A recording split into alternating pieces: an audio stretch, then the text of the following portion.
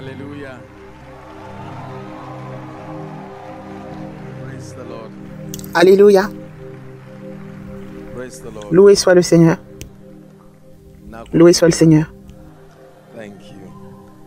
Glory Merci. to the name of the Lord. Que la gloire soit rendue au nom du Seigneur. Now again to be here. Please help me honor Bishop. C'est un honneur d'être ici. Again. Laissez-moi saluer le bishop et son épouse à nouveau. Hallelujah. Alléluia. Let's lift our hands to heaven. Levons nos mains au ciel et demandons au Seigneur de nous parler ce matin. Father, speak to me in the name of Jesus, for the Bible declares that the Père, entrance parle-moi. of the word Au nom de Jésus. Car la Bible déclare que la révélation de tes paroles est claire. Elle donne de l'intelligence aux simples.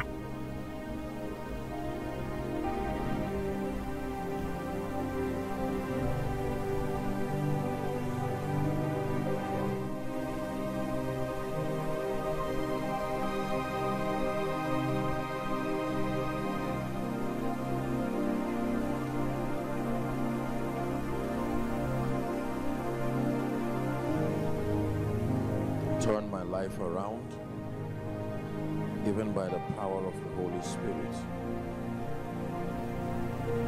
Transforme ma vie Jesus, par la puissance du Saint-Esprit. Au nom de Jésus, nous avons prié. please be Au nom de Jésus, nous avons prié. I'd like to start S'il vous my plaît, vous pouvez vous very asseoir. brief session this morning by just J'aimerais commencer mon enseignement de ce matin par vous communiquer le fait qu'en arrivant ici, j'étais dans l'admiration. how strategic Je réalisais à quel point ces réunions sont stratégiques pour façonner of many la discipline spirituelle de plusieurs personnes. realize that Je sais que la plupart des personnes ne réalisent pas la valeur et la façon dont cette conférence est structurée. to this kind Mais croyez-moi, toute personne qui se soumet de manière méthodique à cette formation, hallelujah. vous atteindrez un certain niveau spirituel. Alléluia. The spiritual state of any territory will always be among L'état spirituel d'un territoire est toujours le reflet de la qualité spirituelle des dirigeants de ce territoire.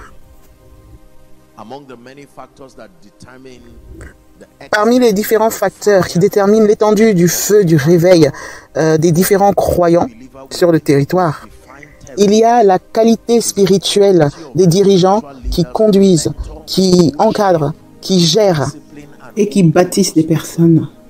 C'est pour cette raison que la Bible dit « frappe le berger et les brebis seront dispersées ». N'est-ce pas? So when you have spiritual leaders who are God-fearing Donc lorsque vous avez des leaders spirituels qui ont la crainte de Dieu, dynamiques et à la tête des choses, et s'assurant que ceux qui sont sur leur territoire font la rencontre avec Dieu, of spirit, ce n'est qu'une question de temps. Vous verrez toutes sortes de manifestations spirituelles se produire sur ce territoire. Ma prière est donc que nous accordions de la valeur à ces pratiques, à ces disciplines, et que nous ne prenions rien pour acquis. God's grace, and by the privilege Par la grâce de Dieu et le privilège qu'il m'accorde de voyager à travers les régions, and I can tell you that there are regions je peux vous dire qu'il y a des régions où on sent de manière palpable la tiédeur spirituelle et le laxisme spiritual au sein de certains territoires. city that is within those territories, and then you will find pockets of zeal, Et vous trouverez une poignée de personnes zélées, but there is no method spécialement des jeunes, to be able to not mais il n'y a pas de structure méthodique en mesure de nourrir leurs désirs et de les faire grandir, only once again afin de devenir des personnes fortes. bishop this time around, but to honor Donc, je veux vraiment, une fois de plus, honorer non seulement le bishop, mais également tous les leaders spirituels qui sont dans ce territoire et ses environs. I have always Que Dieu vous bénisse. Que Dieu vous bénisse. honor that I receive J'ai toujours observé travel across et je rends grâce à Dieu pour l'honneur que je reçois chaque fois que je voyage à travers les régions. Mais je veille également à dire que mon intention lors de ces réunions et de ces voyages de lieu en lieu n'est pas de minimiser ou de banaliser ce que le peuple de Dieu a déjà fait dans ces régions. my assignment is to stand Ma mission est d'être en unité avec les vases qu'il y a dans ces régions, to lift up the name of Jesus. d'élever le nom de Jésus et de les fortifier. Hallelujah. Alléluia. Je ne viens pas sur un territoire pour donner l'impression que les dirigeants sont juste en train de plaisanter ou jouer. Nous avançons ensemble. Pour ma part, je suis là que pour quelques heures, voire quelques jours, puis je m'en irai. Mais les leaders spirituels qui sont implantés ici continueront le travail. Donc c'est une culture. Et je pense que cette parole est peut-être pour un serviteur de Dieu. Toutes les fois que le Seigneur donne l'opportunité d'aller travailler sur un territoire, de voyager, ne minimisez jamais les efforts des personnes qui sont sur place, le travail spirituel qu'ils ont fait sur ce territoire. Aussi minime qu'il soit, sachez que votre venue les aidera à y voir plus clair. Certes, par votre venue, vous pourrez leur communiquer certaines grâces, mais aucun individu ne détient le pouvoir d'héberger et de révéler Dieu dans son entièreté. Cela nécessite l'effort collectif de tous, ceux qui sont censés avoir une grâce privilégiée et ceux qui travaillent sur un territoire afin de recevoir et d'accomplir les desseins de Dieu. Alléluia. Donc je tiens à saluer et à honorer chaque homme de Dieu et chaque femme de Dieu. Que vous soyez pasteur d'une église, que vous soyez dans un groupe de prière, peu importe, pourvu que vous éleviez le nom de Jésus-Christ et que vous soyez sincères dans votre quête spirituelle. Nous saluons votre contribution dans la construction de ce que Dieu fait dans cette ville. Au nom de Jésus-Christ. Je vais parler brièvement à vos cœurs ce matin. Je voulais poursuivre mon enseignement d'hier, mais j'ai dû le suspendre jusqu'à la séance du soir, afin que nous puissions recevoir ensemble ce que je veux enseigner ce soir. Je pense que c'est vraiment très, très, très important. Donc, je vais juste parler d'autres choses ce matin. Mais laissez-moi vous charger de vraiment prendre le temps. Je suis sûr qu'il y a un moyen de se connecter, que ce soit via la télévision ou par le biais d'Internet. Prenez le temps de réécouter les enseignements qu'on a eus hier à nouveau. De toute manière, tous les enseignements que nous avons eus au cours de cette conférence sont très importants. Prêtez-y une attention particulière. Ce serait mentir que de dire que vous avez tout compris. Une fois que vous vous êtes assis. Alléluia. Aussi bien spirituellement que psychologiquement, vous devez veiller particulièrement à recevoir et comprendre tout ce qui a été enseigné. Loué soit le nom du Seigneur. Actes, chapitre 13.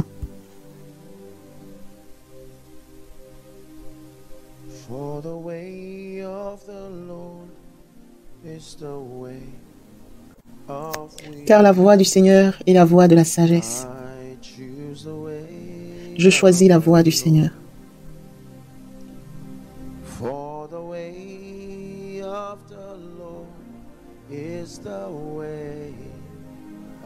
Car la voie du Seigneur est la voie de la sagesse. Je choisis le chemin.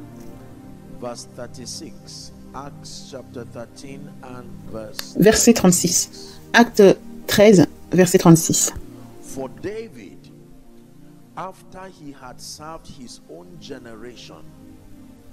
Car David, après avoir, en sa propre génération, servi au conseil de Dieu, s'est endormi et a été réuni à ses pairs et a vu la corruption. La partie à mettre en relief est que David, après avoir servi sa propre génération,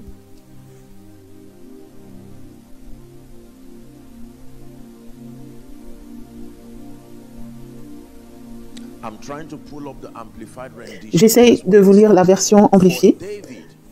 Elle dit ceci.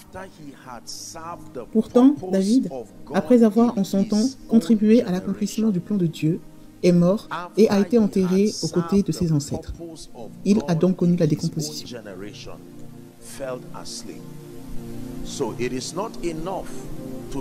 Donc, ce n'est pas suffisant de servir le dessein de Dieu. Vous devez découvrir les desseins de Dieu qui correspondent à votre génération. Ce passage est très clair. La Bible nous dit que le mouvement et le programme de Dieu est générationnel. Il est aussi question de dispensation. Dieu ne fait pas la même chose à chaque fois. Il met l'accent par saison, par dispensation et par génération. Il est possible que vous m'ayez entendu enseigner que dans l'administration de l'onction ou du pouvoir de Dieu, Il y a de nombreux facteurs qui interagissent. L'un de ces facteurs est que vous devez être greffé à Christ à travers la nouvelle naissance. Voilà pourquoi la Bible nous dit que l'onction qui sera en vous vous enseignera toutes choses. Alléluia. Puis il y a l'onction également qui vient et qui est liée à l'appel ou à la mission que vous avez. Cette onction suit votre fonction et non votre personnalité. De ce fait, même si votre personnalité est endommagée ou peut causer des dommages, cette onction sera quand même là, ce qui peut être trompeux, car ce n'est pas une mesure précise de votre santé spirituelle. C'est lié à votre fonction. Le danger dans cette dimension d'onction est que votre vie spirituelle peut baisser. Pourtant, cette grâce demeure, car elle a été donnée pour votre fonction, pour votre appel, et non pas à vous.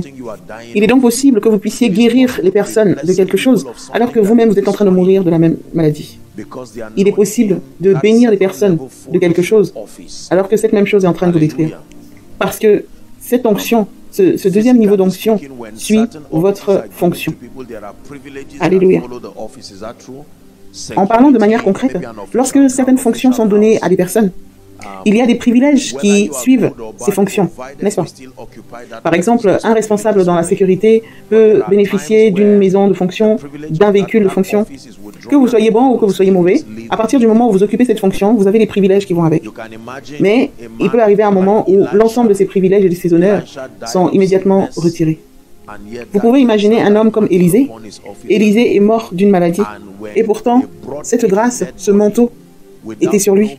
Lorsqu'ils ont ramené un cadavre, sans même qu'il ait eu besoin de prier, sans que personne n'ait prié ou n'ait exigé l'onction, il y a eu une résurrection. Vous imaginez, il y a deux cadavres, mais un cadavre ressuscite l'autre cadavre. Pouvez-vous imaginer ce mystère? Ce n'est pas que l'un était vivant et que l'autre était mort. Non, il y avait deux cadavres. Il y avait un cadavre qui était encore frais, mais l'autre cadavre dont les os étaient vieux. C'est le vieux qui a ressuscité le nouveau. Voici comment cette onction est puissante. Donc un individu peut souffrir de pauvreté et de honte, et pourtant, avec une seule déclaration, il peut ouvrir ton ciel. Voilà pourquoi il y a des gens qui se disent, mais comment se fait-il que je peux bénir des gens alors que moi-même j'en suis privé? C'est une grâce qui va avec la fonction. Il y a deux manières de recevoir cette grâce. Vous devez demander cette grâce vous-même. Cela signifie que si vous prêchez et que vous êtes prédicateur, vous devez écouter ce message. Recevez-le en tant que membre et non pas en tant que prédicateur, même si c'est vous-même qui êtes en train de prêcher. C'est la raison pour laquelle certaines personnes ne seront jamais bénies par l'onction qui est sur leur vie. Alléluia. La deuxième manière est de trouver des personnes qui ont cette grâce dont vous avez besoin et vous soumettre afin de recevoir. Et le troisième type d'onction est ce que nous verrons plus tôt ce soir, est une onction qui se manifeste lorsque vous discernez ce que Dieu veut faire par saison. Ce niveau d'onction ne vous suit pas juste parce que vous êtes greffé à Christ. Ce niveau d'onction ne vous suit pas juste parce que vous avez découvert votre appel, parce que vous avez un appel, spirituellement parlant. Ce niveau d'onction vient honorer votre compréhension et votre alignement sur le programme de Dieu par saison. Il est possible d'avoir des croyants qui n'ont pas rétrogradé. Il est possible d'avoir des croyants qui exercent dans leur appel, mais qui n'ont pas ce degré d'onction. La Bible dit que celui qui a des oreilles entende. Cela signifie que ce n'est pas n'importe quel genre d'oreille. Il s'agit de l'oreille qui entend ce que l'Esprit dit aux églises. Alléluia. Donc, la Bible dit que David a servi les desseins de Dieu dans sa propre génération. Laissez-moi vous exposer ce matin ce que signifie devenir une voix. Devenir une voix. Les scribes et les pharisiens sont venus voir Jean, le prophète que nous appelons le Baptiste. Et ils ont commencé à l'interroger en lui disant « Qui es-tu? Quel genre de personne étrange es-tu? Tu étais dans le désert et maintenant tu cries et tu déclares la repentance et tu mets les personnes sur le chemin du Seigneur. Mais qui es-tu? Es-tu l'un des prophètes? Es-tu le Messie ?» Et il dit non. Mais ils disent, mais qui donc es-tu? Et il va faire une déclaration très très intéressante. Il va dire, je suis la voix de celui qui crie dans le désert. Répondez-vous et aplanissez le chemin du Seigneur. Il est possible pour un individu de devenir une voix aussi longtemps que le dessein du Seigneur est concerné pour la génération. La parole nous dit qu'il y a beaucoup d'appelés, mais peu d'élus. Durant plusieurs années, je n'ai pas compris ce passage. De quoi s'agit-il exactement? Pourquoi est-il écrit que beaucoup sont appelés et peu sont élus? Alléluia. Beaucoup sont appelés par le destin divin. Dieu appelle chacun à devenir une voix. Mais les peu qui sont choisis ne sont pas choisis juste par le conseil prédéfini de Dieu. Ils sont également choisis par leur degré de conformité aux exigences d'une vie excellente au niveau générationnel. Il y a plusieurs personnes qui continuent à admirer les voix dans le ministère, en particulier dans la politique, dans les affaires. Ils se demandent pourquoi le Seigneur a élevé certaines personnes d'une manière si merveilleuse et les a honorées. Et pour la plupart d'entre nous, la conclusion est celle-ci. C'est juste une élection de la grâce. Je suis d'accord que c'est une grâce, mais la réponse n'est pas complète. Parce que vous apprendrez au cours de cet enseignement que Dieu peut être dans votre plan prophétique, pour que vous soyez un grand homme avec sa grâce sur les nations et sur les territoires. Et vous pouvez passer votre vie sans avoir même géré un gouvernement local pour Jésus. Alléluia.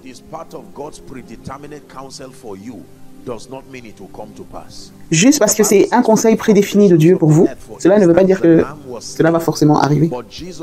Par exemple, la Bible dit que l'agneau a été immolé avant la fondation du monde. Mais Jésus a dû venir. Sommes-nous ensemble? Et il a dû venir et se soumettre à cette prophétie. Il est arrivé à un point où sa chair était tellement éprouvée que lui-même a presque voulu abandonner. Il a prié dans le jardin de Gethsémani en disant, Père, si c'est ta volonté, que cette coupe soit éloignée de moi. S'il est possible que cette coupe soit éloignée de moi.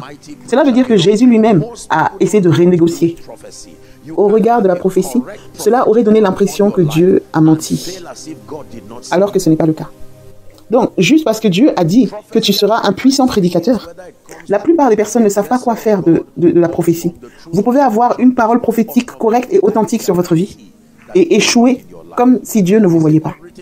Les prophéties et les paroles de connaissance, qu'elles viennent de vases, d'instruments du Seigneur ou des saintes écritures, cela ne garantit pas automatiquement qu'elles vont fonctionner dans votre vie. N'est-il pas écrit dans votre Bible que vous êtes des dieux et que tous parmi vous, vous êtes des enfants du Très-Haut? Mais il y a beaucoup de gens qui vivent loin de cela, loin de ce standard. Mais pourtant, cela n'est-il pas dans votre Bible qu'aucun habitant de Sion ne dira « je suis malade ». Pourtant, combien de croyants se débattent avec toutes sortes de maux et de maladies? N'est-ce pas? N'est-il pas écrit dans votre Bible que le sentier des justes est comme la lumière resplendissante, dont l'éclat va croissant jusqu'au milieu du jour? Combien de personnes doivent se remémorer et se réconforter de leur hier, parce que leur lendemain est toujours pire que celui d'hier? N'est-ce pas dans votre Bible où c'est marqué « J'étais jeune et maintenant j'ai vieilli. Je n'ai jamais vu le juste abandonné, ni sa postérité mendier le pain. » Pourtant, certains parmi les plus grands mendiants du monde sont des croyants. Êtes-vous d'accord avec moi? N'est-il pas écrit « Voici, moi et les enfants que l'Éternel m'a donnés, nous sommes des signes et des présages en Israël ?» Mais combien de familles sont dans la confusion, dans la honte, dans les douleurs et dans l'embarras? Cela devrait immédiatement vous faire comprendre que ce n'est pas parce que Dieu a dit, écoutez-moi s'il vous plaît, ce n'est pas parce que Dieu l'a dit que cela va forcément se reproduire dans ta vie. Pour toujours, ô Seigneur, ta parole est droite, elle le dit, mais elle est droite à un endroit, au ciel. Il n'a pas dit dans ta vie. Il est nécessaire que tu appliques toutes tes forces à l'obéissance pour que cela soit effectif et devienne une réalité dans ta vie. Il y a de nombreuses personnes qui seront surprises lorsqu'elles vont arriver au ciel et qu'elles découvriront quel était le plan de leur destinée prophétique. De nombreuses personnes sont mortes, comme Ambroise. De nombreuses personnes qui étaient censées gérer des nations sont mortes d'une manière quelconque, sans accomplir le plan prophétique qu'il y avait sur leur vie. Et pour d'autres, Dieu est allé encore plus loin pour le leur révéler. Tout comme certains parmi vous ici, vous serez surpris de connaître quel est le plan prophétique que le Seigneur a pour votre vie. Jésus l'a dit, et Paul lui-même a fait référence à cette déclaration. Voici, je viens dans le rouleau du livre, il est question de moi pour faire, ô Dieu, ta volonté. Cela signifie qu'il est écrit concernant tout le monde dans le livre. Dieu ne se gratte pas la tête en se demandant qu'est-ce qu'il va faire maintenant de ta vie, maintenant que tu es là. C'est décidé bien même avant ta venue. Mais le fait que tu sois à la hauteur ou pas dépend de toi. Donc, j'aimerais que tu écoutes très attentivement ce que j'aimerais transmettre à ton cœur ce matin. Parce que je peux te dire qu'avec le Seigneur, tu peux commencer n'importe où et aller n'importe où avec Dieu.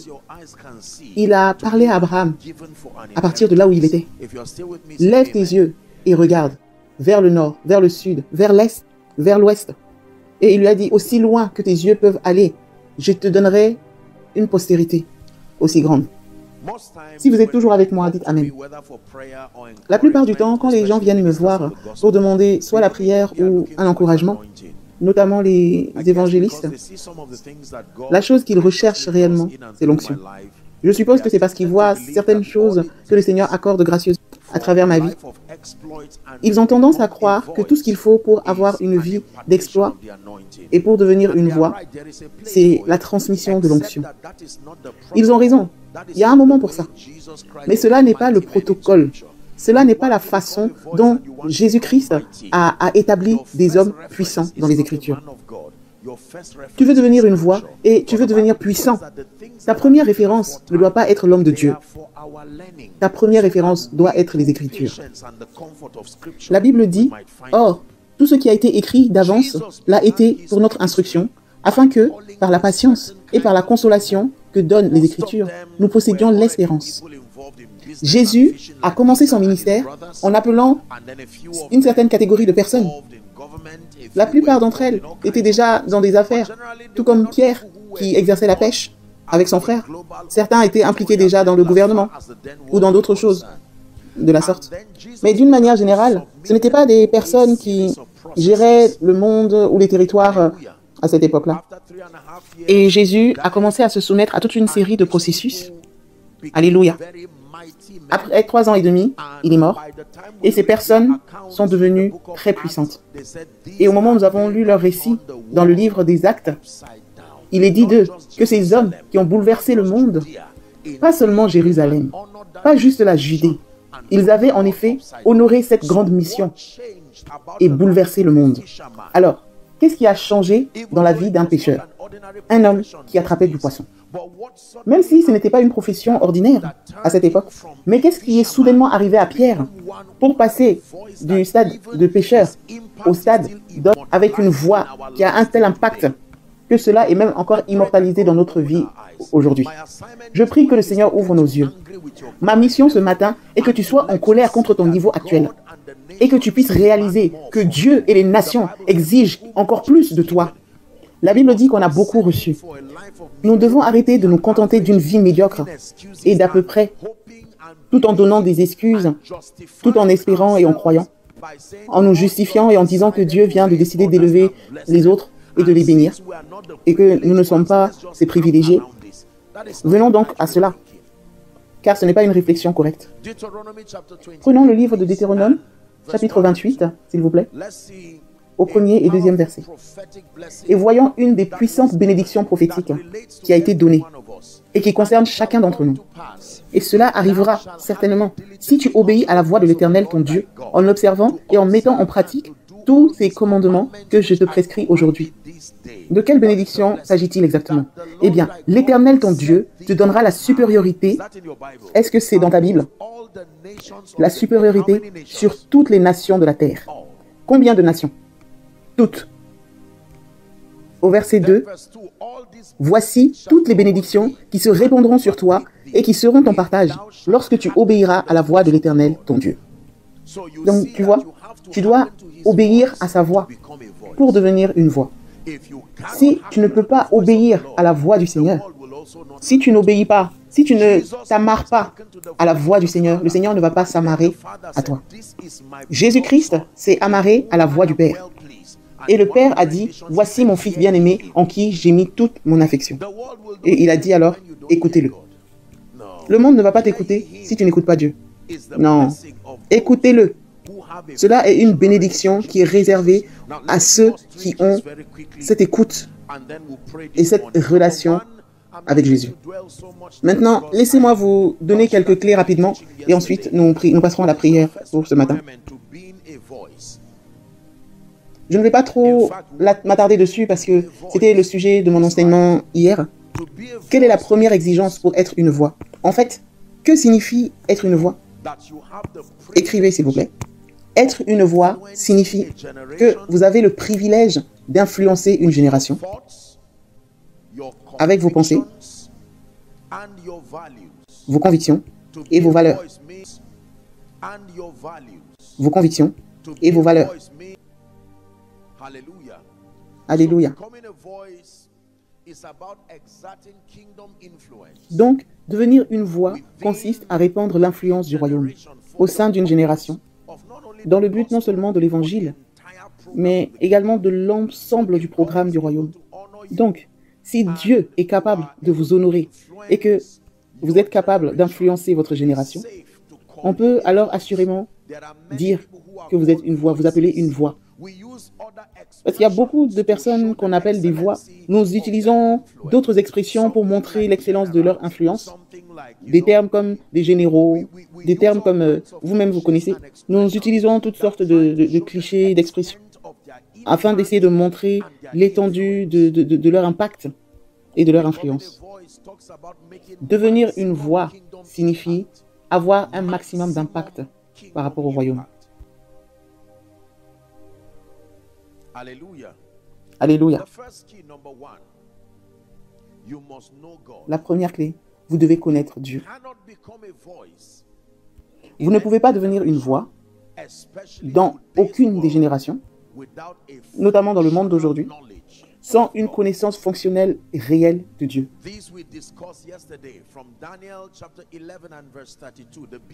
C'est de cela que nous avons discuté hier, notamment dans le passage de Daniel chapitre 11, au verset 32, la partie B.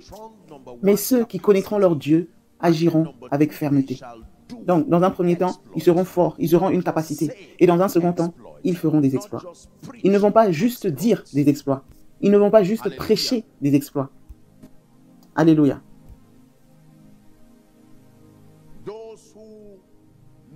Ceux qui auront un impact, ceux qui deviendront des voix dans leur génération, ne sont pas les personnes qui disent seulement, mais ce sont celles qui disent et qui font. Le royaume ne consiste pas seulement à entendre les réalités, mais également à les voir.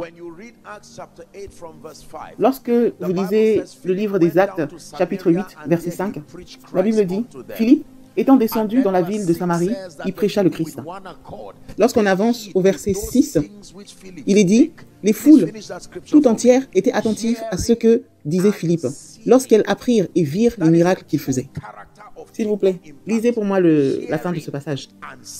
Il est dit « Lorsqu'elles apprirent et virent ». C'est le vrai caractère de l'impact du royaume. L'audition et la vue. Tu leur dis que Dieu est bon et leur montre que Dieu est bon. Tu leur dis que Dieu guérit et leur montre que Dieu guérit. Tu leur dis que Dieu élève et tu leur montres que Dieu élève. L'audition et la vue.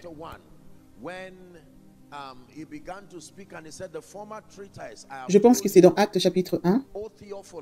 Il dit, Théophile, j'ai parlé dans mon premier livre de tout ce que Jésus a commencé de faire et d'enseigner. Jésus, au premier verset, n'a pas juste enseigné seulement. Il y a des choses qu'il a faites, ensuite il a enseigné. Si le fait de communiquer l'évangile pour toi, c'est seulement l'enseignement et pas la mise en pratique, pas le fait de faire, cela veut dire qu'il y a quelque chose qui ne va pas. Sommes-nous ensemble? Oui. Quand vous dites que Jésus est Seigneur, vous devez montrer que Jésus est Seigneur. Quand vous dites que Jésus est élevé, il doit y avoir des preuves qui mettent en évidence que Jésus est élevé. Mais avant toute chose, vous devez connaître Dieu. Il y a beaucoup de croyants qui ne prennent pas le temps de s'investir dans la connaissance de Dieu. Jean chapitre 17, verset 3. Jésus était en train de prier et voici ce qu'il va dire. Or, la vie éternelle, c'est qu'ils te connaissent, toi, le seul vrai Dieu, et celui que tu as envoyé, Jésus-Christ. Alléluia. Il est important que nous connaissions Dieu. Il est important que Dieu ne soit pas juste un Dieu théorique, mais que nous prenions le temps de saisir.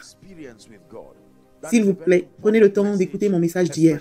J'ai enseigné largement sur le fait d'avoir une expérience avec Dieu. C'est un message très important, notamment pour l'époque dans laquelle nous vivons. Que ce soit Moïse ou Jacob, la première chose qui s'est passée pour définir réellement leur vie, pour déterminer leur vie, ça a été leur rencontre avec le Dieu de la Bible.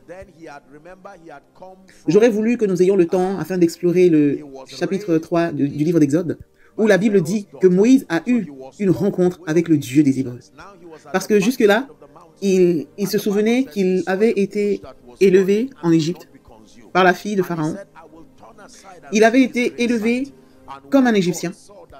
Et la Bible dit que lorsqu'il s'est retrouvé derrière les montagnes, il a vu un buisson ardent qui ne se consumait pas. Moïse dit, je veux faire un détour pour voir quelle est cette grande vision et pourquoi le buisson ne brûle pas. Et l'Éternel vit qu'il faisait un détour pour regarder. Et Dieu l'appela du milieu du buisson en disant, Moïse, Moïse. Il répond, me voici. Et Dieu dit, ne t'approche pas d'ici, retire tes sandales. Car l'endroit où tu te tiens est une terre sainte. Dieu a alors commencé à parler à Moïse en disant, j'ai vu la souffrance de mon peuple qui est en Égypte et j'ai entendu les cris qu'il pousse devant ses oppresseurs. Oui, je connais ses douleurs.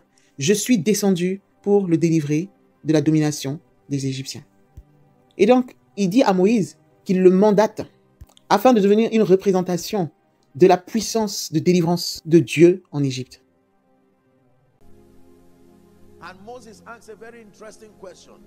Et Moïse a posé une question très intéressante. Moïse dit à Dieu, j'irai donc trouver les Israélites et je leur dirai, le Dieu de vos ancêtres m'envoie vers vous. Mais s'ils me demandent quel est son nom, que leur répondrai-je? Je connais Pharaon et je sais que il n'écoutera pas n'importe quoi. Et Dieu dit à Moïse, je suis celui qui suis. Dieu a donc commencé à se révéler à lui. Et à la fin de tout ça, Moïse a eu confiance. Et il est parti se tenir devant Pharaon. Et il dit, le Dieu d'Israël a dit, laisse aller mon peuple. Pharaon s'est moqué de lui et l'a méprisé. Et pour faire court, après les 10 plaies, Pharaon a dû abandonner. Parce que Moïse n'a pas seulement dit, il a également fait. Alléluia. Vous devez connaître Dieu. Écoutez, l'exercice du ministère de la fin des temps exigera une connaissance profonde et appropriée de Dieu. Parce que nous allons nous lever en opposition contre les choses, des gens, des systèmes et des structures qui sont des antichrists. Sommes-nous ensemble?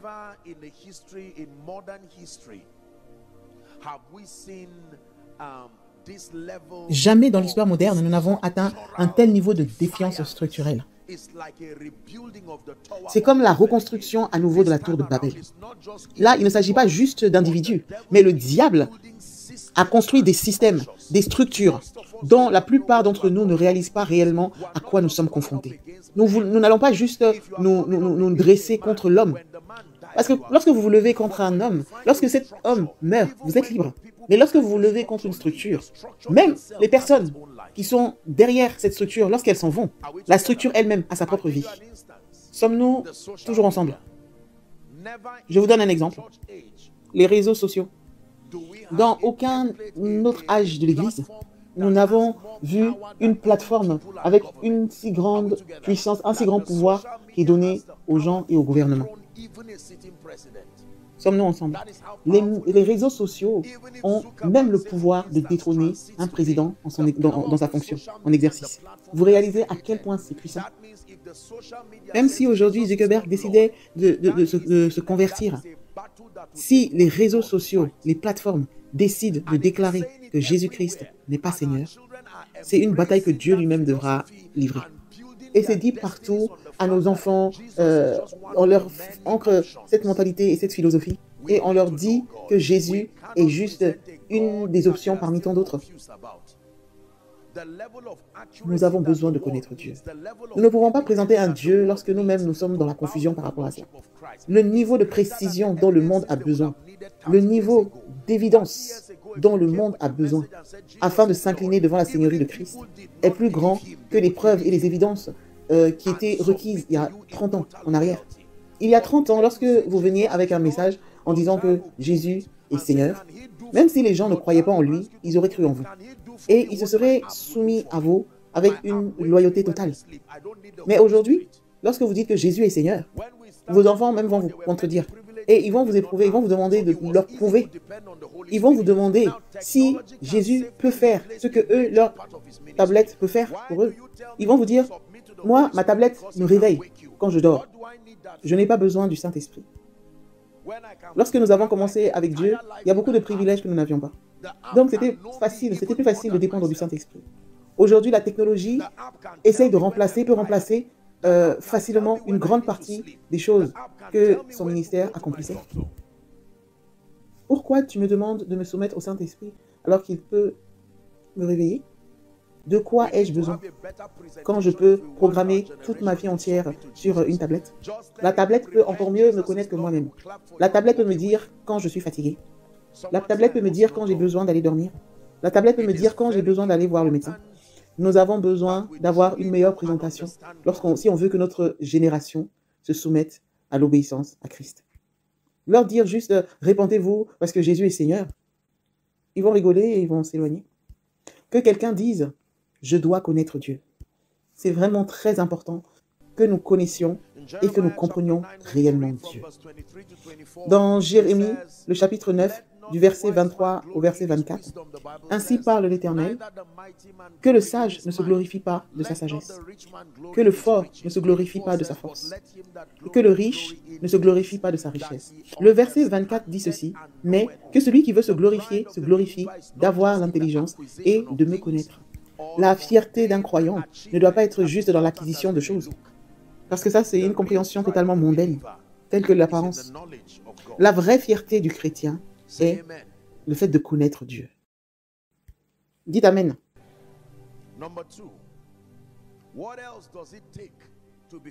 Deuxième point, que faut-il pour devenir une voix, afin d'être puissamment et merveilleusement utilisé par le Seigneur et influencer votre génération avec vos dessins et vos idées? Vous devez être transformé. Maintenant, je voudrais m'attarder quelques minutes sur ce point, parce que c'est là où de nombreux croyants bien intentionnés, des prédicateurs, des hommes d'affaires, des chefs d'entreprise, et particulièrement ceux de nos régions, nous avons sous-estimé l'importance de la transformation, qui soutient tout le système du croyant. Alléluia. C'est très, très, très important. La plupart des prédicateurs n'ont pas une vision globale. La plupart des prédicateurs ne voient pas les choses d'un point de vue mondial.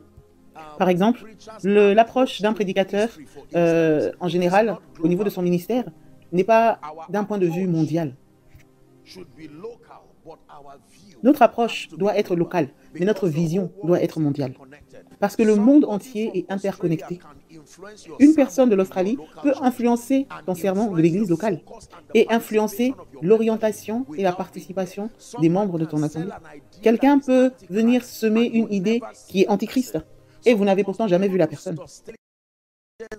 Vous devez être capable d'avoir une vision du monde afin de rester vigilant. Alors que le prédicateur standard ne va pas forcément percevoir les combats qui se dressent face à l'évangile aujourd'hui. Nous n'avons pas le temps de nous étendre sur ce point. Sommes-nous ensemble? S'il vous plaît, je parle de tout le monde en général, mais permettez-moi de me focaliser en particulier sur les prédicateurs. Nous ne pouvons pas maintenir une orientation spirituelle supérieure. Nous donnons la capacité de présenter Jésus de manière à ce que tout le monde puisse le recevoir. Pour permettre cela, nous avons désespérément besoin d'être transformés. Il y a certaines manières de présenter Jésus que, si vous faites, même vos proches le rejetteront.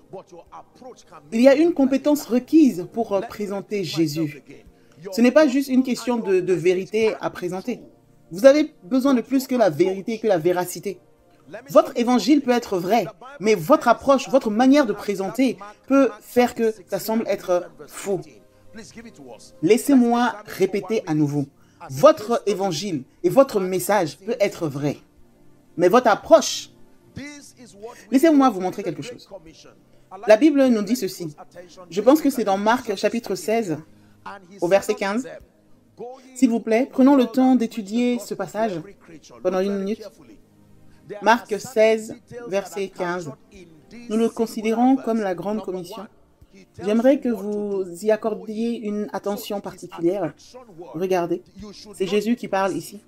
Et il leur dit, « Allez par tout le monde et prêchez la bonne nouvelle à toute la création. » Regardez très attentivement.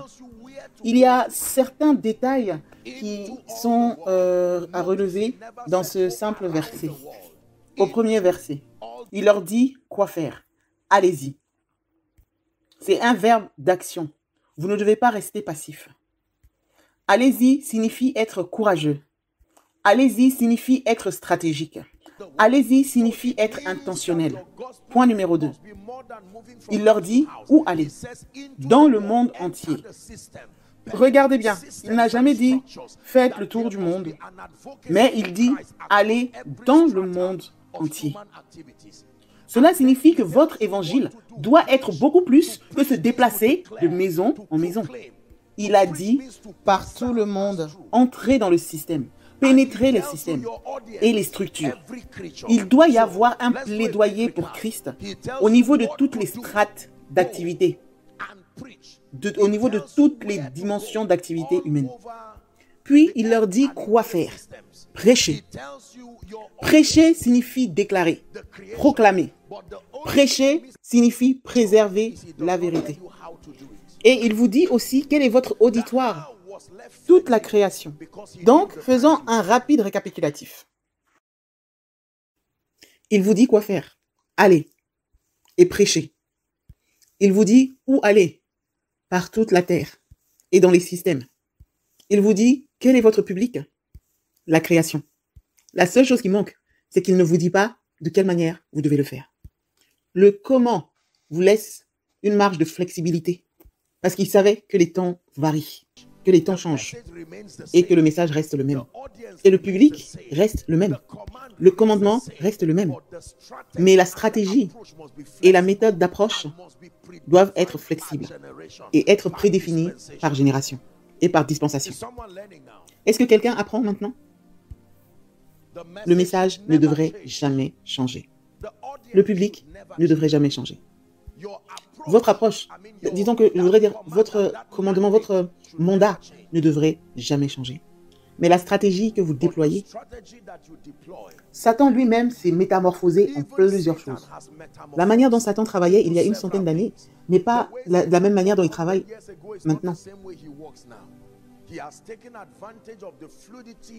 Il profite de la fluidité du temps et il évolue, il s'adapte. La stratégie est toujours la même. Voler, égorger, détruire. Nous devons maintenir un système de croyance supérieur.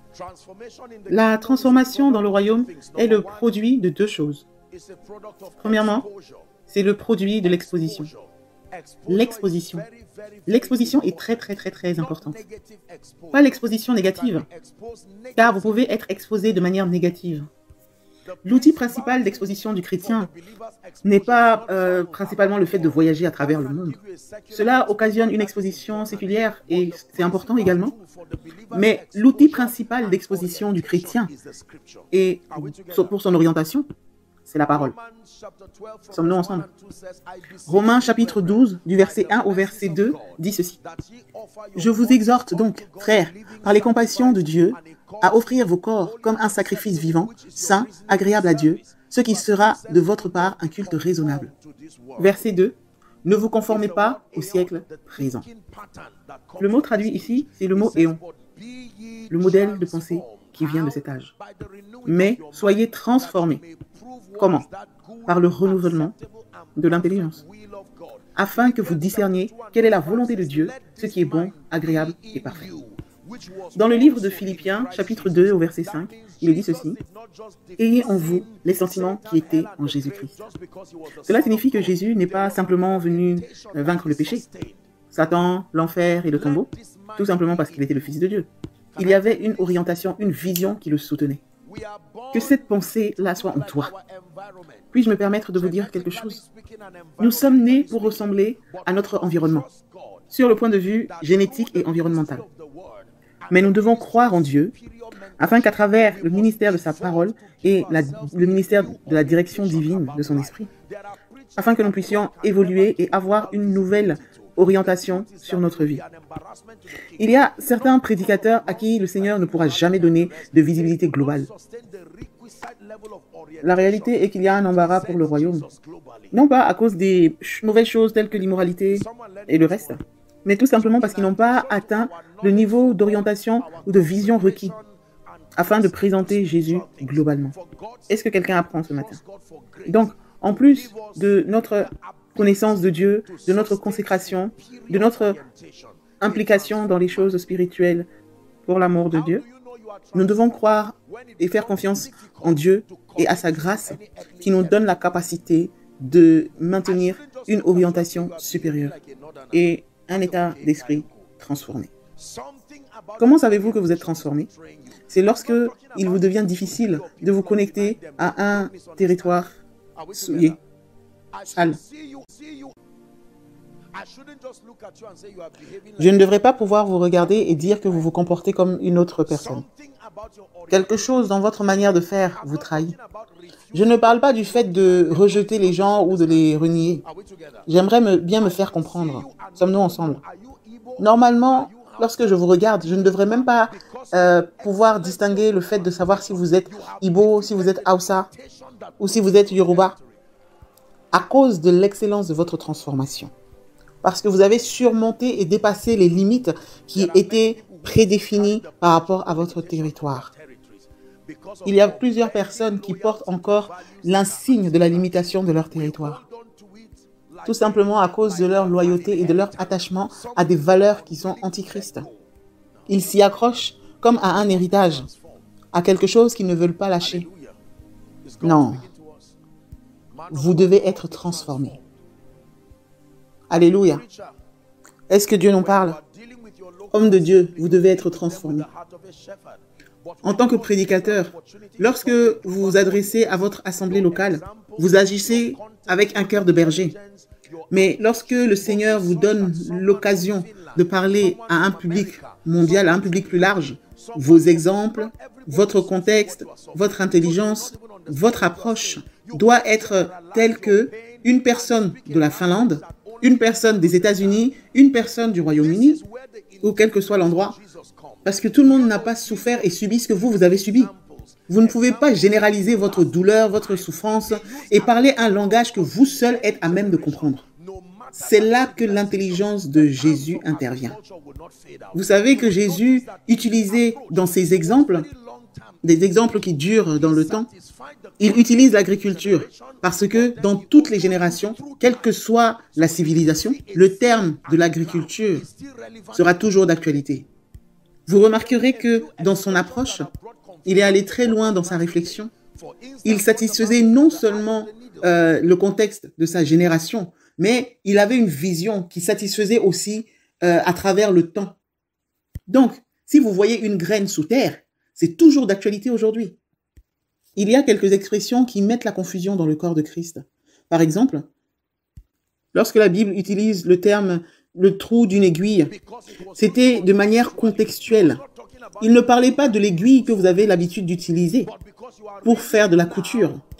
Parce que vous lisez aujourd'hui avec l'état d'esprit d'une autre génération, avec la mentalité d'une autre génération. Il y a beaucoup de passages dans les Écritures qui n'ont plus le même sens. Donc, si vous voulez présenter Jésus de manière à ce qu'une génération le reçoive, il doit être capable de vous orienter. Vous devrez être capable d'avoir une orientation. Laissez-moi vous dire ceci. Votre transformation exigera également un changement par rapport à votre approche et votre perception de la vie. La transformation est le fruit de beaucoup de choses. L'éducation a également de la valeur, tant que le Seigneur nous en fait grâce. Parce que plusieurs en font défaut et sont donc limités au niveau de leur manière de présenter Jésus. Ce qui les empêche de présenter Jésus à un public beaucoup plus large, à un public global. Soyez transformés. Vous voulez devenir une voix? Vous devez être transformé. Par la grâce du Seigneur et le privilège qu'il m'accorde, il n'y a aucune région dans cette nation où je n'ai pas été. Dieu m'a accordé la grâce et le privilège d'apporter l'évangile et la vérité de son royaume dans de nombreuses régions, et même en dehors de cette nation. Et je peux vous dire que la transformation exige une flexibilité par rapport à la culture des autres, sans se compromettre. Sommes-nous ensemble? Oui.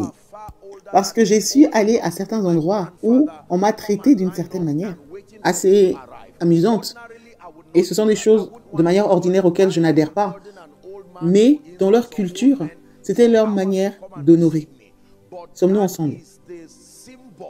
J'ai été dans des endroits où des personnes bien plus âgées que moi, qui me dépassent en âge de très loin, des personnes qui ont l'âge d'être mes grands-parents, venaient et faisaient la queue et attendre que j'arrive. Ce sont des choses que je ne fais pas. En temps normal, je ne fais pas ces choses-là. Pourquoi une personne âgée, une personne d'un certain âge, viendrait attendre pendant des heures que j'arrive afin de m'accueillir? Mais par rapport à leur fonctionnement, c'était synonyme d'honneur. Sommes-nous ensemble? Je suis venue ici hier et les charmantes filles du bishop étaient là pour m'accueillir. Elles m'ont tendu quelque chose que je devais porter et commençaient à parler, à dire des choses magnifiques, que je voulais juste lui faire une accolade en disant quel genre de fille brillante est-ce. Mais j'aurais également pu la pousser et puis lui dire, bah, écoute, je suis venue prêcher l'évangile, pousse-toi de mon chemin. S'il te plaît, donne-moi le micro. Il y a des moments où vous devez apprendre à être tempéré en toute chose, à condition que cela ne vous conduise pas à rentrer dans le compromis par rapport à votre foi ou à compromettre le message. Vous devez faire preuve de flexibilité. Croire que tout le monde pense comme vous, se comporte comme vous, agit comme vous, émane tout simplement de la limite de votre culture, ce qui limitera également votre avancée dans l'évangélisation. Sommes-nous ensemble? Il y a des disciplines que je m'impose de manière personnelle et d'autres que je m'impose par rapport au travail que Dieu me donne à faire. Mais j'ai eu le privilège de voyager dans des régions où j'ai vu des personnes dont l'apparence, l'aspect physique et l'approche n'a rien à voir avec ce que j'approuverais habituellement. Mais vous devez avoir cette flexibilité afin de toucher la culture devant laquelle vous êtes confrontés. Sommes-nous ensemble? En temps normal, mon cœur n'adhérerait pas à ces choses. Je vais vous éclairer avec un exemple. J'ai été à des endroits où des hommes ou des femmes ont des boucles d'oreilles et font plein d'autres choses. En temps normal, tu ne mets pas des choses comme ça pour t'approcher de moi. Mais sinon, je vais te demander si tu es un homme ou une femme, etc. Voyez. Parce que sinon, on ne sait pas. Sommes-nous ensemble? Je suis allée à des endroits où je ne vais pas refuser de prêcher tout simplement parce que j'ai vu des hommes avec des pantacourts, des shorts. Il y a des choses qui peuvent être contraires ou compromettre vos valeurs personnelles, mais vous devez avoir cette flexibilité nécessaire pour pouvoir vous accommoder. Il n'est pas étonnant que Jésus se soit rendu au puits pour rencontrer une femme. Savez-vous que c'était un risque même pour son ministère? S'il avait été attrapé et mis sur Facebook, que fait-il avec une femme pareille? Maintenant, je n'approuve pas le libertinage, s'il vous plaît. Ne confondez pas mes propos. Mais ce que je veux dire, c'est que le niveau, la barrière de rigidité doit être enlevée. Faute de quoi, le ministère de la fin des temps ne sera pas efficace. Vous savez ce que signifie le fait d'être une brebis au milieu des loups? Chaque fois que le loup voit une brebis, il ne discute pas. il la mange. Cela signifie qu'il doit y avoir une formation afin que la brebis soit capable de se présenter de manière à assurer sa propre sécurité avant l'impact. Alléluia. Il y a par exemple de nombreux croyants qui sont allés travailler à certains endroits. Ils ont eu l'honneur d'occuper certains postes et dans l'optique d'honorer un certain credo chrétien, ils n'ont pas utilisé de diplomatie et ils ont posé certains actes qui et pris des mesures qui politiquement leur coûtent cher jusqu'à aujourd'hui. Et tout cela dans le nom de Jésus. Mais ils ont perdu l'orientation, la perspective de faire preuve de flexibilité pour gérer les systèmes, alors qu'ils en ont besoin pour gagner les âmes. Si je vous donne un travail et que je vous trouve en train de parler en langue de 10h à 11h et que vous n'êtes pas là pour faire les ventes ou faire le travail nécessaire, je vous renverrai de mon entreprise, même si je suis un pasteur. Mais je vous aime, hein, et je ne suis pas contre votre vie spirituelle. Mais vous devez être capable de créer un fonctionnement, un système. Est-ce que quelqu'un apprend? Ou suis-je en train de perdre votre temps? Car c'est très, très important. Il y a certaines batailles qu'on ne peut pas mener et gagner. Nous devons créer un fonctionnement, un système de flexibilité et d'ajustement. C'est pour ça que j'honore réellement votre bishop pour sa flexibilité. Car il y a certaines choses que nous ne pouvons pas réussir à faire tant que nous ne sommes pas flexibles, même avec notre approche. Il y a des personnes, par exemple, chaque fois qu'ils entendent le mot apôtre ou qu'ils pensent au mot prophète, ils se disent, ces gens-là, ce sont des personnes qui ne sont pas sérieuses. Peut-être des plaisantins dans l'église qui sautent d'un endroit à un autre. Peut-être à cause de certains événements qui sont passés ou d'expériences personnelles que vous avez vécues. Mais vous ne pouvez pas tout simplement généraliser en disant que toutes les personnes qui prophétisent sont fausses, ou que tous ceux qui font des miracles sont faux, ou que ceux qui prêchent comme moi sont faux. Mon grand-père était un fondateur du ministère, quelqu'un qui est né de nouveau alors qu'il était adorateur d'idoles. C'est juste un exemple. Sommes-nous ensemble? Vous savez, la plupart du temps, quand je commence à marcher, vous connaissez le ministère de l'Esprit, lorsque je m'occupe des gens, je vois parfois le choc sur le visage de certaines personnes. Je dois parfois faire une pause et leur dire, ne laissez pas le diable vous tenter et vous faire penser que je suis allé collecter mon pouvoir quelque part, aller chercher ma puissance quelque part. N'insultez pas le prix que nous payons avec Dieu dans les coulisses. Ce n'est pas à tout le monde que le diable vient donner des pouvoirs. Vous pouvez le faire et même le supplier. Il y a des gens à qui il va refuser. Toujours. Ce n'est pas tout le monde. Soyons transformés au nom de Jésus-Christ. Je me suis rendu à certains endroits, respectueusement parlant, où c'était des églises avec une grande ferveur, très active, avec des danses. Je peux venir m'asseoir, prier, parler en langue, tout en attendant de pouvoir prêcher.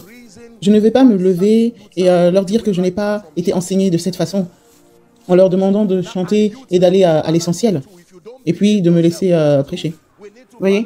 Et là, au fait, la flexibilité que cela demande n'est pas forcément synonyme de compromis. Puis-je me permettre de vous dire ceci? Certains types de rigidité sont la cause pour laquelle certains jeunes fuient loin de l'Église. Néanmoins, soyons équilibrés. Parce que si vous venez et que vous ne vous comportez pas correctement non plus, il y a besoin d'équilibre. Car on n'est pas là non plus pour approuver la légèreté. Car il y a beaucoup de jeunes aussi qui ne sont pas réellement à la recherche de Jésus. Ils sont juste à la recherche de liberté. Là, nous parlons de jeunes qui sont réellement à la recherche de Jésus. Car de nombreuses personnes attendent au fait que tout ce qui les tenait, toutes les contraintes, toutes les formes de responsabilité et de moralité soient supprimées. Donc, ils peuvent venir à l'assemblée nus, mal habillés. Ils peuvent donc venir comme ils veulent et repartir en disant « c'est ma vie ». Non. Nous parlons de jeunes qui ont véritablement besoin de Jésus. Est-ce que c'est un bon équilibre? Parce que lorsque vous entendez un prédicateur comme ça, ils sont généralement confus et ils se disent « voici ce que nous essayons de vous expliquer, de vous dire. » Non, non, non. Nous nous adressons à des personnes qui sont vraiment sérieuses et disciplinées, qui sont prêtes à rechercher les choses du royaume. Je vais accélérer et avancer un petit peu, et puis nous allons prier, parce que mon temps est presque écoulé. Donc, le premier point, vous devez connaître Dieu. Le deuxième point, vous devez être transformé. Laissez-moi vous donner un conseil, s'il vous plaît. J'aimerais que vous achetiez des livres mais pas des livres uniquement qui parlent de la parole et du reste seulement. Mais vous avez besoin aussi d'acheter des livres qui vont stimuler votre créativité et voir un peu comment vous fonctionnez, votre mémoire fonctionne. Honnêtement, si nous n'atteignons pas un certain niveau de transformation, nous n'irons pas loin si nous n'évoluons pas. Et ce sera difficile que Dieu nous utilise. Vous savez, dans la parabole de 2 rois, je pense que c'est le chapitre 4, écrivez juste la référence. La Bible dit ceci: une d'entre les femmes des fils des prophètes, elle alla voir l'homme de Dieu en disant: voici, ils sont sur le point de prendre mes 2 enfants. Et l'homme de Dieu va lui dire: qu'as-tu dans ta maison? Et elle va répondre: rien du tout, excepté sauf un vase d'huile. Le point que je voudrais partager, c'est que cette huile a la capacité, a le pouvoir de se multiplier jusqu'à ce qu'elle paye toute sa dette et vive avec le reste. Mais le contenant de l'huile paraissait petit, ce qui faisait croire que l'huile était peu. Et le prophète va lui dire: je sais quel est ton problème. Tu as une grande onction, mais ta perception, ta pensée est petite. Va et élargis ton état d'esprit. Élargis ta vision. Le problème n'est pas l'huile. L'huile prendra toujours la forme du récipient. Regardez ceci. Beaucoup de nos pères n'ont pas eu le privilège, la chance d'aller à l'école, à plus forte raison de poursuivre des longues études. Et vous savez que la plupart d'entre eux sont des personnes ointes et marchent avec le Seigneur. Mais à cause de leur état d'esprit, qui peut être limité, ils ne maximisent pas le potentiel de cette onction. Mais maintenant, si ce même degré d'onction est déposé sur la vie d'une autre personne, qui est beaucoup plus flexible, avec une capacité de s'adapter et une vision plus large, vous verrez alors d'autres potentiels de cette onction. L'onction a toujours été là, mais l'état d'esprit, la pensée, l'avait limité. Seul Dieu connaît le potentiel et la grâce que nous pouvons porter réellement, aussi longtemps que cela concerne le royaume et son avancement. Donc, ce qui est déterminant, c'est notre limitation, notre compréhension des choses, notre mindset. Point numéro 3. Que faut-il pour devenir une voix, spécialement de nos jours? Suis-je en train de perdre votre temps? Le 3e point exige que nous soyons des personnes réellement de valeur. Des personnes d'une valeur extrême. Écrivez-le, s'il vous plaît. C'est une tâche très simple, mais c'est très, très, très important. D'une valeur extrême. Extrêmement valeureux.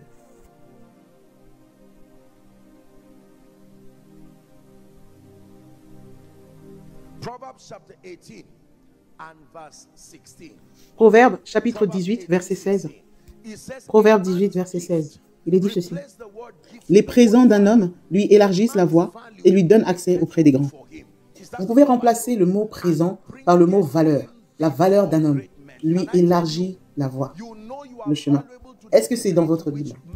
Et lui donne accès auprès des grands.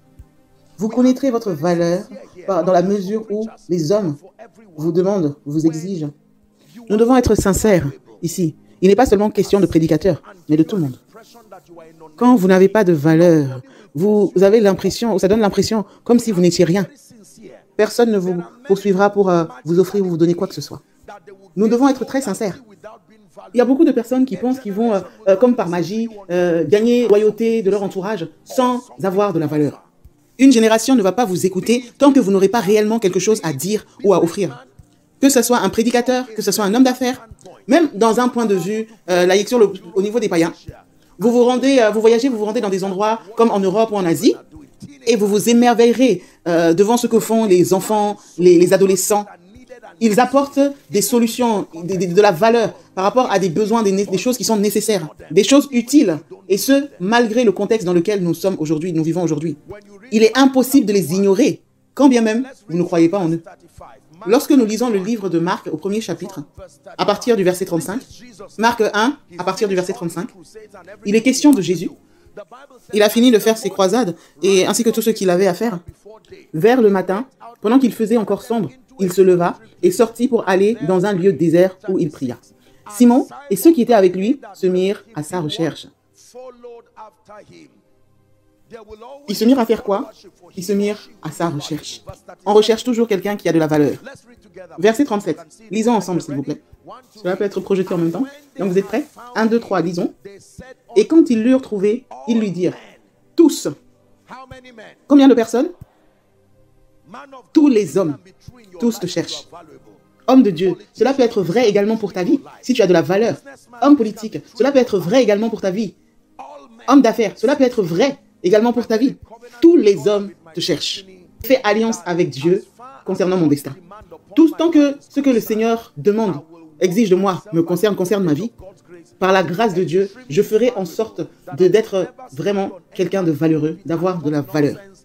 Je ne me tiendrai jamais devant une chaire pour commencer à dire des bêtises. De sorte que finalement, les gens vont dire, écoutez, c'est la dernière fois que nous allons faire intervenir cet homme, car il est venu pour gaspiller notre temps. Les gens ne viendront pas seulement vous écouter, jusqu'à ce que vous ayez quelque chose à dire. En quelque lieu que soit le cadavre, là s'assembleront les aigles. Homme de Dieu, sois valeureux, intellectuellement valeureux, spirituellement valeureux. Porte de la grâce, porte de l'intelligence et transmets-le avec excellence. Et aucun acheteur, aucun préjugé, que ce soit tribal ou religieux, ne pourra vous faire chuter. Et décidez vous-même que vous ne vous tiendrez jamais devant une personne sur cette terre et sentir de l'intimidation.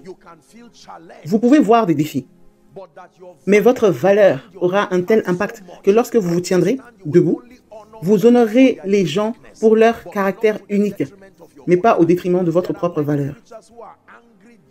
Il y a de nombreux prédicateurs aujourd'hui qui sont en colère ou qui sont jaloux juste parce qu'ils ont refusé de faire un travail sur eux-mêmes. Le Nigeria produit de l'huile brute, mais cela ne sert à rien tant que nous ne l'envoyons pas pour qu'il soit raffiné. Donc l'huile pour laquelle vous faites la queue n'était pas comme ça à la base. Il a été raffiné. Donc le même homme pour lequel vous faites la queue a dû être raffiné. Les hommes ne viendront pas pour une version non raffinée de vous. Les hommes ne viendront pas pour une version potentielle à peu près de vous. Ils viendront à vous si vous accomplissez votre mission. Homme de Dieu, ne faites pas des détours en disant que Dieu vous a appelé. Le fait même que vous ayez à dire cela me prouve qu'il y a un non-dit. Les résultats parleront d'eux-mêmes si vous êtes raffiné. Il y a une personne ici qui devrait aller et s'asseoir. Cela est préférable. Bien-aimé, l'adoration, le ministère et tout le reste, n'allez pas chanter et entonner des chants que vous êtes les seuls à comprendre. Restez avec Dieu et laissez-le vous bâtir.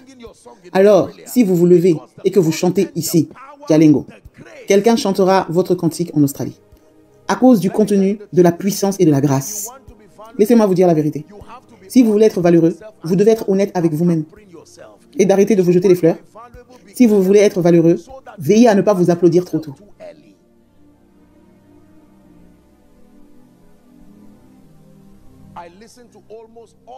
J'écoute presque tous mes propres messages pour une édification personnelle et également afin de m'améliorer.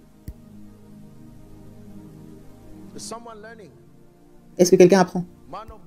Homme de Dieu, tu te tiens sur la chair. Tu cites 10 passages des Écritures et un seul est juste. Les fidèles te regardent. Ils peuvent te respecter, mais ils te regardent. Donc la prochaine fois que tu diras « Dieu a dit », donc ils déduiront avec vos 9 erreurs sur 10, ou disons votre seule réponse correcte sur 10, ils le traduiront en se disant que vous n'avez pas réellement réussi. Parce que les Écritures même qui sont devant toi, tu ne les as pas bien comprises. Qu'en est-il alors du domaine de l'esprit? Comment puis-je être réellement sûr que ta parole prophétique est correcte? Sommes-nous ensemble? On vous demande d'aller et de vous préparer pour faire un séminaire. Faites votre devoir. Ne restez pas là à vous dire que ce n'est pas grave, que Dieu sait que vous êtes honnête. Non. Étudiez afin de prouver à vous-même que vous êtes approuvé de Dieu. Un ouvrier qui n'a pas à rougir, mais qui expose avec droiture la parole de la vérité. Si tu es un tailleur, ne t'arrête pas jusqu'à ce que tu aies cousu pour des rois. Si tu es un bâtisseur, ne t'arrête pas jusqu'à ce que tu aies construit pour des rois. Vous m'avez probablement entendu dire à plusieurs reprises, comment savez-vous que vous êtes valeureux? C'est lorsque vous vous retrouvez dans les palais. Car tant que vous n'êtes pas dans le palais, vous n'êtes pas encore arrivé. Parce que tant que vous n'avez pas servi les rois, vous ne pouvez pas avoir une récompense de roi. Est-ce que quelqu'un apprend? Je vous parle dans le nom de Jésus. Les résultats de la rencontre de ce matin et du défi qu'elle apporte sur votre vie, c'est que les rois vont commencer à vous demander.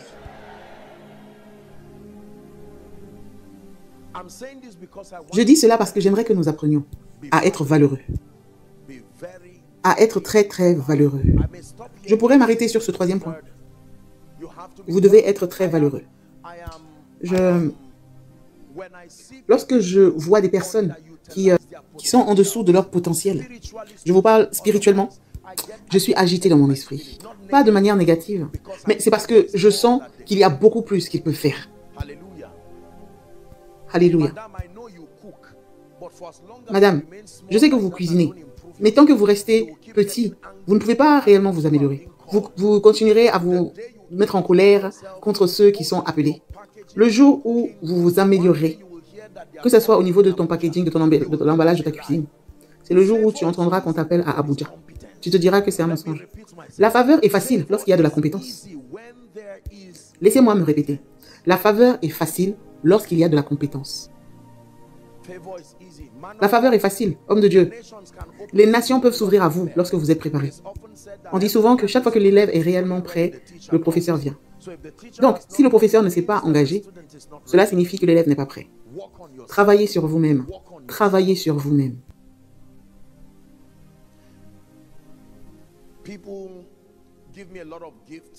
Les gens me font beaucoup de présents. Et parmi les nombreux présents qu'ils me font, il y a souvent des vêtements que les gens aiment.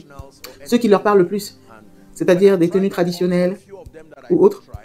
J'en essaye quelques-uns et lorsque je les essaye et que je me regarde, parfois je rigole au fond de moi et je me dis, mais que pensait la personne qui a vendu ce truc? Est-ce qu'il l'a vraiment fait pour moi ou est-ce qu'il l'a fait pour plusieurs personnes pour par la suite le distribuer? Parce que des fois, ça peut être des vêtements qui ont 2 fois ma taille. Et je me dis, mais cet homme, il s'est assis, il a fait ça pour moi, mais est-ce qu'il a pris mes mesures? Je n'essaye pas d'être sarcastique. Je dis juste une vérité générale. Si vous voulez avoir l'attention des rois, vous devez être minutieux. Vous devez être excellent. Homme de Dieu, levez-vous pour prêcher le dimanche ou tout autre jour, si le privilège vous est donné. Mais ne gaspillez pas l'autel. Ne gaspillez pas le temps du peuple de Dieu. Livrez le message avec précision, exactitude et intelligence. Et avec l'onction. Et même vos supérieurs vous remarqueront. Vous voyez ce qu'il en est des compétences? Il n'est pas nécessaire de le faire 2 fois pour être vu. La compétence est tellement puissante qu'à votre premier passage, ils savent tout de suite que vous connaissez d'excellentes personnes. Parce que l'excellence est un langage. En tant que prédicateur, en tant que politicien, en tant qu'une personne dans sa carrière ou à la tête d'une nation. Sommes-nous ensemble? Nous allons prier.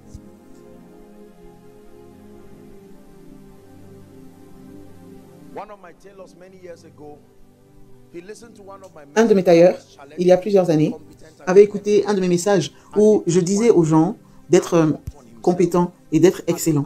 Et il a pris 1 an afin de travailler sur lui-même. Et à cette époque, il ne m'avait pas réellement encore vendu quelque chose. Il s'est décidé, moi j'étais à Zaria. Il a voyagé depuis là où il était jusqu'à Zaria avec mes vêtements. J'avais ressenti dans mon cœur la nécessité de me lever la nuit et de les essayer. Pouvez-vous imaginer? Je me suis alors levé et je les ai essayés. La finition était excellente. Il manquait juste un bouton à la taille. Mais sinon, la finition était excellente. J'ai fini par demander au protocole d'aller chercher le monsieur qui avait fait cette couture et de le laisser venir. Et le reste, c'est de l'histoire. La plupart de vos prières ne sont pas exaucées parce que Dieu veut vous aider. Si la personne de votre destinée vous rencontre à l'heure actuelle, alors que vous êtes encore dans à l'état brut, cela fermerait une porte qui demande vraiment la miséricorde de Dieu pour s'ouvrir. Le Seigneur permet alors que vous soyez en retard, il vous tire en arrière afin de vous laisser le temps de travailler sur vous-même et de ne pas aller trop vite. Tous les retards ne sont pas démoniaques. Il y a certains retards qui sont le signe de la miséricorde de Dieu, afin que vous vous prépariez rapidement. Sommes-nous ensemble? On vous a donné un contrat afin de préparer pour un mariage, et seules les personnes avec qui vous aviez préparé ont pu manger la nourriture. D'accord, mais prenez cela comme un défi. Revenez en arrière et dites-vous que vous devez apprendre à travailler sur vous-même. Ne commencez pas à dire, mon frère, le marié, mange quelque chose, moi j'étais là. C'est le sentiment que les personnes, ils signent des contrats, ils ne le font pas ou ils ne le font pas correctement. Puis ils jouent sur les émotions, les préjugés culturels ou religieux ou autres. Rappelez-vous ce que je vous ai dit. La faveur est facile lorsqu'il y a de la compétence. Si je sais que vous êtes un architecte chrétien et que vous êtes exceptionnel, ça serait facile de vous favoriser, car vous m'avez alors donné une base supplémentaire pour vous honorer. Et je vous honorerai sans avoir honte et prouver que mon choix à votre égard est correct et justifié. Beaucoup de personnes incompétentes veulent de la faveur, Et pourtant, cela ne fonctionne pas pour eux. Est-ce que Dieu défie quelqu'un ce matin?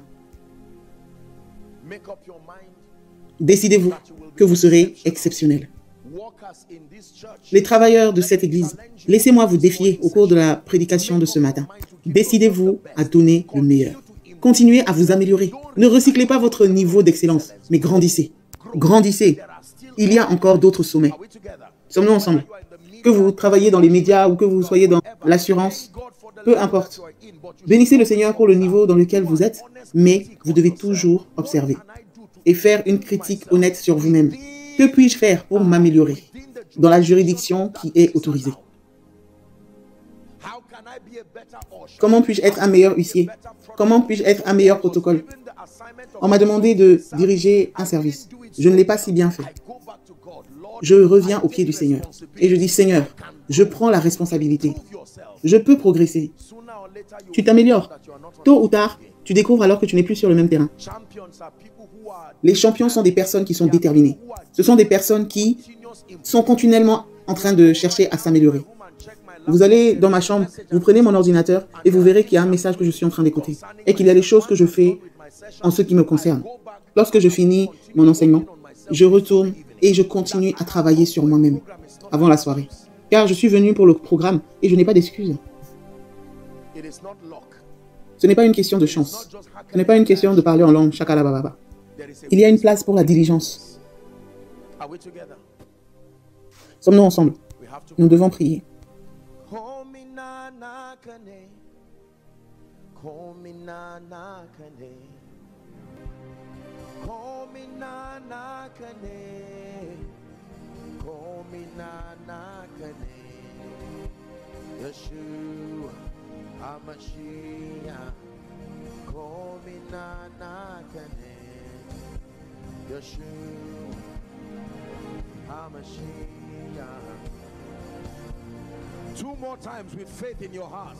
Reprenons encore 2 fois avec la foi dans le cœur.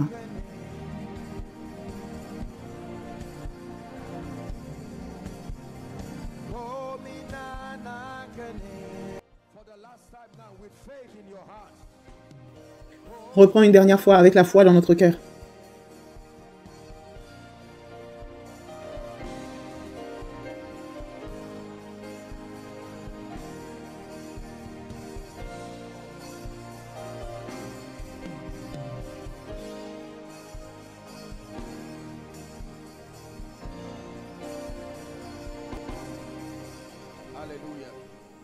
Alléluia. Pouvons-nous prendre 2 sujets de prière? Et ce sera bon. Premier sujet de prière. Seigneur, dans cette vie, je dois devenir une voix pour ta majesté. Élève ta voix et prie. Dans ma vie, lève ta voix et prie. Que quelqu'un le déclare. Prenez l'engagement et transformez-le en prière.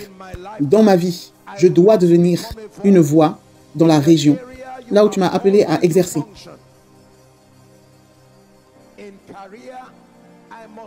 Dans ma carrière, je dois devenir une voix, un influenceur. Dans le ministère, non pas pour la gratification de la chair, mais pour ta majesté. Que quelqu'un prie dans le nom de Jésus. Je prends une décision et je fais une alliance pour mon destin.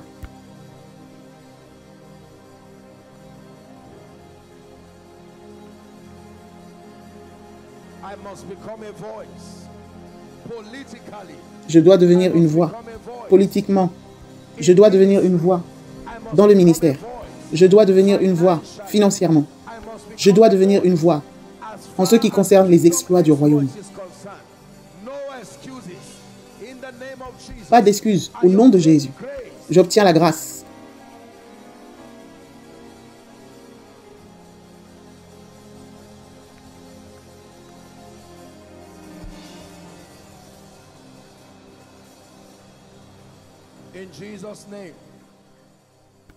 Au nom de Jésus. Dernier sujet de prière, la Bible dit, « Car lequel de vous, s'il veut bâtir une tour, ne s'asseye d'abord pour calculer la dépense et voir s'il a de quoi la terminer. » Alléluia. J'ai partagé avec vous quelques exigences. Il ne suffit pas de juste faire des revendications. mais vous devez être prêt à travailler de manière responsable et en partenariat avec la parole de Dieu et le ministère du Saint-Esprit pour répondre aux exigences. La première exigence est celle de connaître Dieu. Avoir une expérience avec Dieu, telle que nous l'avons dit hier. La deuxième exigence est celle de la transformation. Explorer d'autres horizons au-delà de votre contexte culturel, au-delà du contexte du statu quo. Et l'exigence numéro 3 est celle d'être valeureux, extrêmement valeureux. Pas doué, il ne s'agit pas d'être doué, parce qu'être doué n'est pas forcément synonyme de valeureux. On peut être doué sans être raffiné. Il faut la version raffinée de vous-même. Alléluia. Certains parmi vous devront peut-être prendre leur Bible et commencer à s'asseoir pour créer un système et une routine pour votre croissance spirituelle. Certains d'entre vous devront aller dans les librairies aux alentours ou commander en ligne, si vous pouvez, ou collecter des documents ou des ouvrages nécessaires pour leur esprit, leur intelligence. Des esprits brillants qui payent le prix pour s'améliorer. Vous êtes un homme de Dieu, mais je vous assure qu'il faut plus qu'une bonne prédication pour pouvoir diriger un ministère avec succès. Apprenez le leadership, apprenez l'administration, apprenez les finances, apprenez la diplomatie. En tant qu'homme de Dieu, vous serez emmené à interagir avec des gens qui sont dans le milieu politique, dans le milieu juridique. Vous devez comprendre leur langage et maintenir l'intelligence pour pouvoir communiquer avec ces personnes. Vous devez comprendre la psychologie. Les gens ne vont pas venir vous confier leur vie et se soumettre à votre leadership s'ils voient que vous êtes une personne confuse, même si vous êtes bien intentionné. Il est temps de se débarrasser de cette médiocrité, d'enlever les excuses et se décider à être exceptionnel par la grâce et l'Esprit de Dieu. Est-ce que quelqu'un est prêt à prier?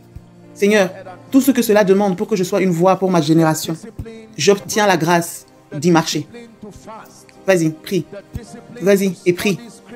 La discipline pour prier, la discipline pour jeûner, la discipline pour étudier les Écritures, jusqu'à ce que je construise ma capacité spirituelle.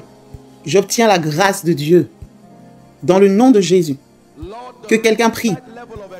Seigneur, le niveau d'exposition requis dont j'ai besoin pour être au-delà de l'horizon culturel, pour être au-delà de l'horizon de mon environnement local, pour être au-delà de l'horizon du statu quo. J'obtiens la grâce, j'obtiens la grâce, j'obtiens la grâce.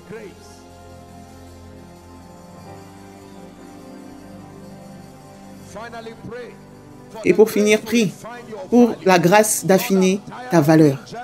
Seigneur, je suis fatigué d'être jaloux. Seigneur, je suis fatigué de combattre les personnes avec un esprit d'envie et d'amertume. Je suis fatigué d'une vie de compétition. J'obtiens la grâce, afin de travailler sur moi-même, afin de travailler sur mes dons, de travailler sur ma valeur, jusqu'à ce que je sois capable de servir les rois avec honneur.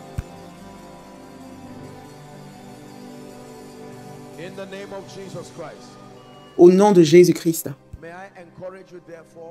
puis-je me permettre de vous encourager à aller réécouter ces enregistrements à nouveau et vous demander, tel que je l'ai fait hier soir, avec la permission de votre bishop. Et ce soir, nous faisons confiance au Seigneur pour approfondir l'enseignement encore plus. Puis nous aurons l'opportunité de parler sur nos vies, de prier pour les malades et de prier particulièrement sur notre demande. Car je crois en un Dieu qui répond aux prières. Et je sais que Dieu fera des merveilles ce soir. Que le Seigneur vous bénisse. Et je déclare que toutes les sessions auxquelles vous participerez seront des sessions qui seront profitables, enrichissantes pour chacun, au nom de Jésus. Nous ne serons pas victimes des vérités que nous avons entendues, mais ils vont enrichir, ajouter et contribuer à notre excellence. Au nom de Jésus-Christ. Amen. Faites une grande acclamation pour Jésus-Christ.